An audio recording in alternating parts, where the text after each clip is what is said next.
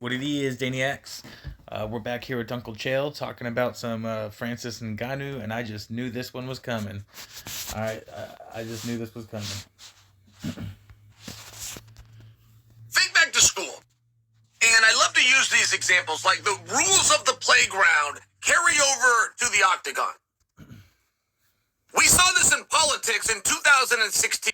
Exactly, when it was painfully obvious that whoever talked the best shit, you know, got the vote, and it's like at some point it became more about talking shit than about what you're going to do for the country. Just became more about tearing the other person, whoever tears the next person down better, instead of trying to build themselves up.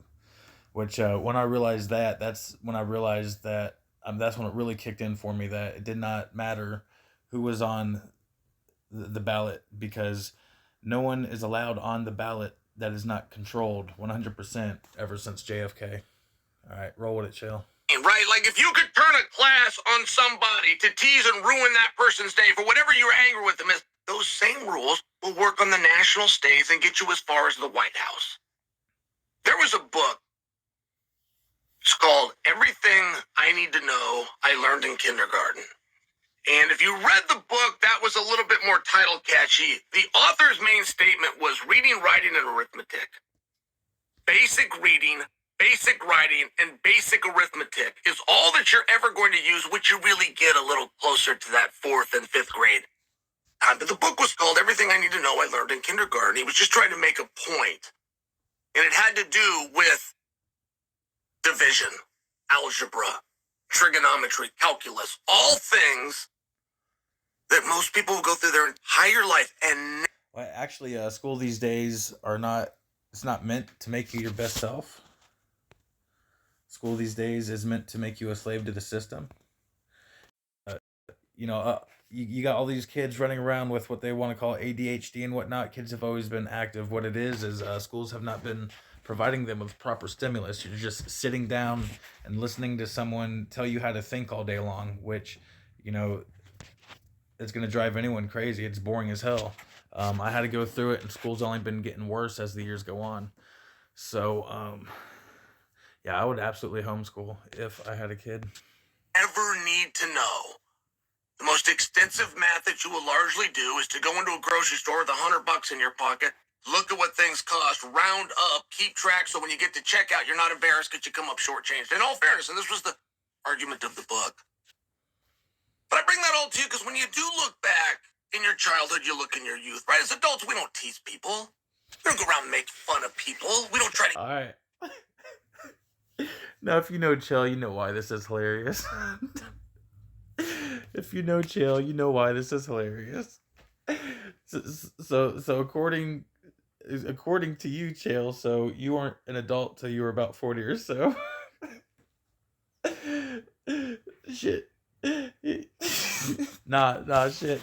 Like, roll with it. Get a whole room mad at this person because of some rumor that we started, which may or may not be true. We don't do that, but...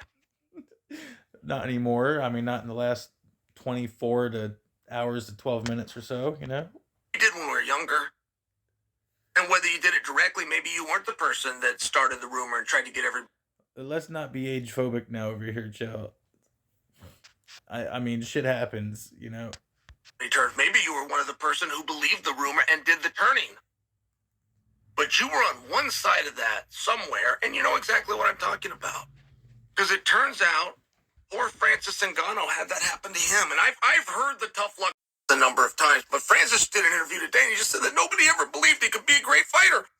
And it's hard to talk about. It's hard. Which is absolutely true, dude. Francis has done nothing but fight for everything he's got. I mean, Chael's been nothing but bashing him, naysaying him the entire time for years. Talking about, what's taking so long, Francis? I mean, if you were going to do something, you would have done it by now. It's taking so long, Francis. I mean, but in all fairness, actually, Chael is still keeping Francis's name out there, which I know is part of the plan because I watch this guy all the time. He's one of fucking Francis's biggest fans. Chael is one of Francis's. He is so jealous of Francis. He is so jealous of Francis that he can't stand it. Which he's going to go on to Demonstrate for What us. are you talking about? Because he's only 6'6", and he's only 300 pounds of absolute solid muscle without ever working out. That's what God handed him. He's taller and more strong than every human alive. But nobody ever believed it. I mean, hyperbole, but percentage-wise, you know, up there, you know, for damn sure. The poor guy. They didn't think that he could fight. If I gotta tell you, gag me with a out of here, Francis talk about tough luck Francis on his own because he believed in himself. I never heard from a teammate. Well, I mean, he did. You know, he did. He did it by himself, man. Seriously, how many people would have went against the UFC like that? Seriously, how many people would have turned down, because you know the UFC dropped him the biggest ever contract from, according to them, and he's like, fuck that money, we got some other details here we got to work out. You can do nothing but respect that guy.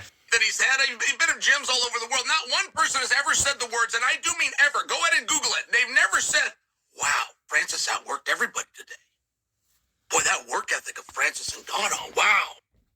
Oh, that drive of Francis. Boy, the dedication of Francis. Boy, this guy's just got an iron will. No, that's absolutely it, is his iron will. I mean, come on. Like, how many times did he try to escape Africa and not make it until he finally made it? You know, come on, dude. And Chael's trolling. For people that don't know, Chael's trolling. He is jealous, you know, but he's also loving it. Dude, I mean, come on, that press conference in itself was off the hook with Francis and Fury. Man. 6'6" and 300 pounds natural. There isn't a person that is ingesting That's the part that really pisses him off. He's like, I couldn't inject enough testosterone in my system to get nearly as much muscle as what you got. That's the part that really gets to him. endogenous testosterone into their ass cheek that has a higher testosterone count than he has on a daily basis. And nobody believed in me. I did it all on Jelly, bro. Jelly, bro. my own. What are you about? This will actually, as a matter of fact, right, here you got the Globetrotters, Captain Francis Ngannou, taking on the 89 Lakers. He keeps going back to this analogy, but that's apples to oranges, man. That is apples to oranges, because this is fighting where you have the puncher's chance. It's one-on-one solo, and if anyone on this planet has a puncher's chance of winning, it is absolutely Francis. Captain Tyson Fury. This will be the first time in Francis's career he fights somebody who weighs what he weighs at the weigh-in. There has never been a fight in Francis's... I don't know. Alistair Overeem was pretty close, but I'd have to look that up. I mean, yeah, he's a big boy. He's a big boy. Entire career where he did not have a weight advantage and a meaningful one. Demetrius Johnson, by example, never had a weight advantage on a single opponent. Not everyone can be Demetrius. That's why when people talk about GOATs, Demetrius is right up there with John Jones, and people ain't really talking about Francis. You know, people know that. Anderson Silva never weighed in 20 pounds more than an opponent in his entire career. It's never happened. Francis Ngannou has never fought somebody his own size. Francis Ngannou won a heavyweight championship with a 31-pound weight advantage and had to go to the second round to do that. I'm not looking to be a dick about it.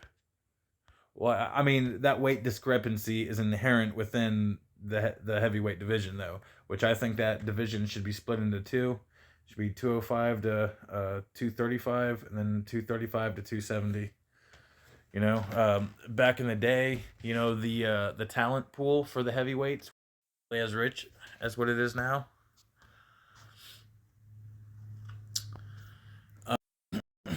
But these days, the talent pool is absolutely there. You can split the division in half, you know, just up the max a little bit, split it in half, call it good. I'm not looking at it at all. But what kid teased Francis, which I gotta constantly hear about, he was made fun of. You guys used to go to... What? No, he was talking about no one ever believed in him, dude. Like, I mean, just because he's a big old scary dude, he's got feelings too. He's a person too, Chael. Fuck. School? Did anybody tease the kid that was 6'6"? Did it? Hey, man. Yeah. Yeah. I mean, maybe from a distance. Maybe not like right up in their grill teasing him, but yeah. Yeah. Like, people didn't fuck with me, but people talk shit about me behind my back. Not to my face, though. Yeah. Behind my back. Except for the one exception is where I lived in the hood in Topeka, Kansas. And yeah, like only white family and a strictly colored whole neighborhood, like whole part of town. Yeah, living in the straight up ghetto. Yeah, I got picked on a little bit there. But I stood up for myself too, and once you do that, they don't pick on you so much no more. Anybody in front of you when you were in school? Maybe it was an upperclassman. Maybe it was an underclassman. Did they tease the kid who was 300 pounds? Did anybody in your time on the school bus, on your time in the... Let's not say anyone now, because there's crazy motherfuckers. You got them little Napoleon Dynamite, you know, they got something to prove motherfuckers. The first thing they want to do is go up to the biggest tree and try to chop it down. So, but yeah, it's far and few between. Yeah, far and few between. Playground in your time in school? Tease a guy who was solid muscle. How much do you really believe the 6'6", 300 solid muscle? Unbelieved it, never given a chance, Francis Ngannou really had to overcome? He's trolling. He's salty, bro. I think he's so bittersweet for him. Like, he's so happy to see Francis here, but at the same time, he's just like, shut up about all your bitching, Francis. No, but also at the same time, he's just, you know, also keeping Francis's name out there, which Chael has been the main one doing for the last couple years, even though he's been, you know, and he kind of does that. You can tell he really likes guys, but he's kind of trashing them at the same time.